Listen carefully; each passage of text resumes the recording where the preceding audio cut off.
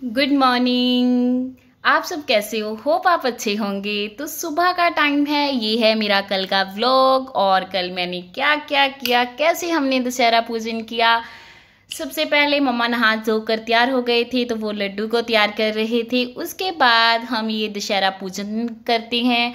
सबसे पहले आता है सुबह सुबह गाय का जो गोबर होता है उसे शुद्ध माना जाता है, और इसी कारण से उसकी छोटे छोटे पाथियां बनाई जाती हैं। जैसे हम कहते हैं रावण के इसके सिर हो गए, और इसके हम पूजन करते हैं। इसमें दाल चावल दही जो मोली होती है वो डालती हैं, और उसके बाद जो हमने जौ बीजते हैं, जो मिट्टी के बर्तन में बीजते हैं, उसे अच्छी तरह से पानी का छींटा देकर उसे बदाकर फिर उसके बाद हम इसमें भी लगाते हैं, और जोत पत्ती होती है, और फिर इसके बाद हमारा पूजन हो जाता है डन दशहरे का। क्या आप सभी लोग भी ऐसे ही पूजा करते हैं? मुझे इसमें आप जरूर बताना, आप लोगों के यहाँ दशहरे का पूजन घर पर कैसे किया जाता है। और अब सुबह का ब्रेकफास्ट तो हो गया था डन, और सभी ने खा भी लिया था क्योंकि दाल चावल बनाए थे। लेकिन जब भी हमने कहीं बाहर जाना होता है, जैसे पापा ने शॉप पर जाना है, तो अकेले दाल चावल खाकर मतलब पेट भर तो जाता है उस टाइम, लेकिन बाद में नहीं भरता। तो इसी कारण से मैं थोड़े से 2-4 फुलके भी बनाकर रख रही हूँ, किसी ने भी खाने हो तो वो खा लेगा। तो मैं आपको बताती हूँ, सोचने से ज़्यादा समय खराब ना कर, सोचने से ज़्यादा समय खराब ना कर, सोचिए लेकिन यह सोचिए कि इस काम को किस तरह किया जाए।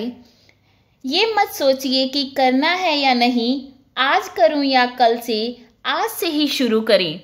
तो इसका मतलब ये है कि आप कोई भी काम करने के वक्त सोचिए मत ये करना चाहिए या नहीं करना चाहिए, खुद कर दीजिए। जिंदगी का सबसे बड़ा रोग है क्या कहेंगे लोग हैं। ये बिल्कुल सच बताऊं तो ये बिल्कुल कोटेशन सही बनाई है किसी ने, क्या कहेंगे लोग। पता नहीं वो 4 लोग कौन से होते हैं, वो क्या कहेंगे क्या कहेंगे, ऐसा करके ही जिंदगी अच्छी तरह से बीत जाती है, पता नहीं लगता। पर लेकिन चलो, आपसे बातें कर कर मेरा यहाँ पर लंच भी बन गया है। मैंने रोटी बना दी है, कुछ 2-4 रोटी में मैं नमक डालकर भी रखती हूँ। अगर किसी को सब्जी ना भी पसंद आए तो वो नमक वाला रोटी खा लेता है, चाय के साथ खा लेता है। यहाँ पर मैं बर्तन साफ कर रही हूँ जो 2-4 ही होते हैं। तो मैं आपको एक और बात बताती हूँ, हाथ में कलम आंखों में ख्वाब लिए फिरता हूँ, कहानी मेरी मैं खुद लिखूंगा, कुछ गम कुछ खुशियों के पल लिखूंगा, तकदीर में लिखा कौन बदलेगा, जब मेरी किस्मत मैं खुद लिखूंगा। सच तो ये है कि अगर हम अपनी किस्मत लिखना चाहते हैं तो भगवान का भी इसमें पूरा रोल होता है। जब हम कहते हैं मेरी किस्मत खराब है, किस्मत नहीं खराब होती, लेकिन कुछ तकदीरें ही ऐसी होती हैं। इसके ऊपर भी मैं आपको 1-2 लाइनें बताती हूँ। मेरी लकीरें भी कभी कभी मुझसे चीख कर कहती हैं, मेरी लकीरें भी कभी कभी मुझसे चीख कर कहती हैं, तू नहीं मैं ही गलत हूँ। क्या आप मुझे ये बात सच में कह सकते हो? ठीक है ना? तो ये बिल्कुल अच्छी बात है। कभी कभी तकदीरें भी हम अच्छे से अच्छा करना चाहते हैं, लेकिन तकदीर है हमारी थोड़ी सी हमें पीछे की ओर धकेलती है। ये हमारे 12 बजे के बाद पूजन हो गया था डन। ये है शाम का टाइम, और खाना सब लंच हो गया था डन। तो मैं इसके जो हमने सुबह पूजन किया था उसके ऊपर जो बच जाता है, मैं उसके ऊपर पाथी लगा कर रख देती हूँ, क्योंकि पाथी कभी बहुत काम आ जाती है। अगर पाथी लेने जाओ तो शहरों में पाथी बिल्कुल भी नहीं मिलती, एक पाथी तो कोई भी नहीं मिलती, लेकिन पाथी बिल्कुल पैसे से मिलती है। तो इसी कारण से मैं इसको ऐसे ही करके रख देती हूँ, तो जब भी टाइम हो तो उसे लगा लेते हैं। तो अब मैंने जो दिवाली की सफाई की थी उसके बीच जो पेपर थे जो नहीं काम के थे, और इसे ऐसे फेंक भी नहीं सकते, तो उसे मैं जला देती हूँ। और इसमें मैं सामान बांध कर रख दिया है, जो कोई बेचने वाला है या कुछ भी करने वाला है एक साइड पर पड़ा हो। यहाँ पर मम्मा धो रहे हैं कपड़े, मशीन लगा दी थी मैंने। और फिर अब हम चाय शुरू कर रहे हैं, शाम का टाइम है, आपको बताया ही है। जो बर्तन धोए थे और वो चिन दिए हैं, और शाम को जो दोपहर को जो लंच किया था उसके बर्तन आ गए हैं अब, और वो साफ हो जाएंगे। इसी बीच जब मैं मांज रही थी बर्तन तो भाई एक सरप्राइज लेकर आया मेरे लिए। तो मुझे जलेबी बहुत ज़्यादा पसंद है, बहुत ही ज़्यादा। तो वो खाई, उसके ऊपर चाय भी बन गई थी, चाय और जलेबी खाई।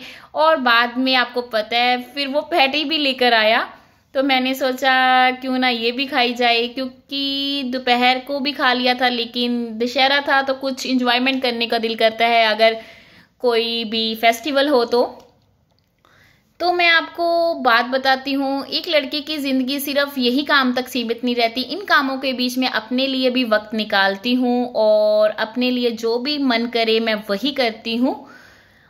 फिर इसके बाद मैंने बर्तन भी साफ कर दिए थे और मम्मा कर रहे थे यहाँ पर प्रेस। उन कपड़ों की प्रेस नहीं जो धोए थे, ये पहले के कपड़े हैं और उनकी प्रेस कर रही हैं। यहाँ पर आटा छाना जा रहा है। ज़्यादातर शाम को आटा मैं इसी बर्तन में गूंथ लेती हूँ क्योंकि प्रांत ज़्यादा बड़ी हो जाती है और हम हैं 4 लोग और 4 लोगों में प्रांत ज़्यादा खराब हो जाती है, रात को धोकर नहीं रखनी होती प्रांत, तो इसी कारण से इस बर्तन में ही धो लेती हूँ। दाल तो आज हमने बनाई नहीं, ज़्यादातर हमारे यहाँ दाल ही बनती है, मूंगी की बन जाए और कोई भी दाल बन जाए, ज़्यादातर दाल ही बनती है। लेकिन आज मैं आपको एक बात बताती हूँ, यहाँ पर मैं एक सब्जी का नाम है जिसे पंजाबी में कहती हैं दुध दियां मिर्चां। हुण तुसी सोच रहे होंगे कि दुध दियां मिर्चां की। हाँ, एक बर्तन लीजिए, उसमें घी डालिए, अदरक डालिए, जीरा डालिए और नमक नहीं डालना, मिर्च और हल्दी डाल लीजिए और इसमें थोड़ी सा दूध जितना भी आपने ले सकते हैं और मलाई डाल लीजिए। फिर उसको उबाल आना शुरू हो जाएगा। जब आपके इन दूध की मिर्चों का उबाल आ जाए तो आप बंद कर दीजिए। नमक तब डालना है जब आपने खाना है, नमक डालकर उबाल नहीं देना इस दूध को, नहीं तो दूध फट जाएगा। सच मानिए ये सब्जी इतनी ज़्यादा टेस्टी बनती है, बहुत ज़्यादा। उधर मेरे बर्तन भी साफ़ हो गए थे और इधर मैं लड्डू गोपाल जी के कपड़े चेंज कर रही थी रात को। और फिर रात को ये डिनर का टाइम हो गया था और मैं खाना बनाना शुरू कर दिया था, क्योंकि अगर खाना पहले ही बना कर रखो तो सबके साथ टाइम भी अच्छा स्पेंड हो जाता है और बातें भी हो जाती हैं। अगर ना बना कर रखो तो एक एक खाना देना पड़ता है और फिर बातें भी उस तरह से नहीं होती, ये मेरा मानना है। तो इकट्ठे खाना बनाकर रख लीजिए, इकट्ठे बातें भी हो जाएंगी, बहुत अच्छी तरह से हो जाएंगी। तो इधर मेरा खाना भी बन रहा था, तो ये मेरा खाना हो गया है done. Thank you, bye bye.